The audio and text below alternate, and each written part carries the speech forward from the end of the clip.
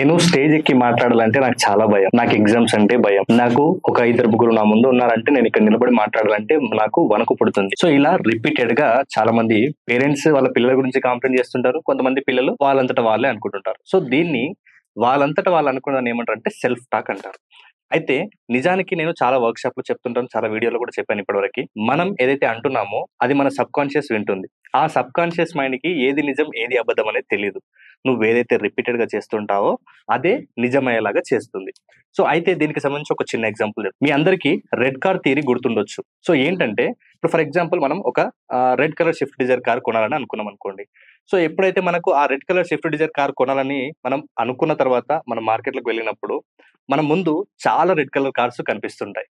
So మీరనుకోవచ్చు, ఇప్పుడు ఆ red colour cars మీరు చూడాలని అందరూ ఇప్పుడిప్పుడే ఓపెన్ చేసి బయటికి తీసుకొచ్చారా? కాదు. ఎప్పటినుంచో ఉన్నాయి. కానీ మన ఫోకస్ ఇప్పుడు రెడ్ కలర్ కార్ మీద ఉంది. ఎందుకంటే మనం ఆ కార్ తీసుకోవాలనేది మన ఇంటెన్షన్ కాబట్టి. సో ఎందుకిలా జరుగుతుంది అంటే మన బ్రెయిన్‌లో రెటిక్యులర్ యాక్టివేటింగ్ సిస్టమ్ అని ఒకటుంటుంది. సో ఏదైతే మనకు కావాలనుకుంటామో అప్పుడు ఆ రెటిక్యులర్ యాక్టివేటింగ్ సిస్టమ్ యాక్టివేట్ అయినప్పుడు మన ఫోకస్ మొత్తం గూడా వాటి మీదనే ఉంటుంది. సో మీరు మీ అంటే ఒక పేరెంట్ అయినా గావచ్చు, లేదంటే పిల్లలైనా కావచ్చు. ఏదైతే మీ నెగెటివ్ మీద ఫోకస్ చేస్తారో అప్పటి వరకి నెగెటివే అలాగే కనబడుతూనే ఉంటుంది. అదే ఇంప్రూవ్ అవుతుంది. అంటే మీకు భయం అంటే భయమే ఇంప్రూవ్ అవుతుంది. నేను ధైర్యంగా ఉన్నానంటే ధైర్యమే ఇంప్రూవ్ అవుతుంది. సో ఇలా మీ సెల్ఫ్ టాక్ ఏముంది అన్నది మీరు ప్రతి ఒక్కరు కూడా తెలుసుకోవాలి. ఎప్పుడైతే మన సెల్ఫ్ టాక్ చేంజ్ చేసుకుంటామో అప్పుడే మన యొక్క బిహేవియర్ చేంజ్ అయితది. మన యాక్షన్స్ చేంజ్ అవుతాయి. కాబట్టి మీరు ఫస్ట్ మీ సెల్ఫ్ టాక్ చేంజ్ చేసుకున్నప్పుడే మీరు స్టడీస్‌లో గూడా ముందుకే వెళ్ళగలుగుతారు.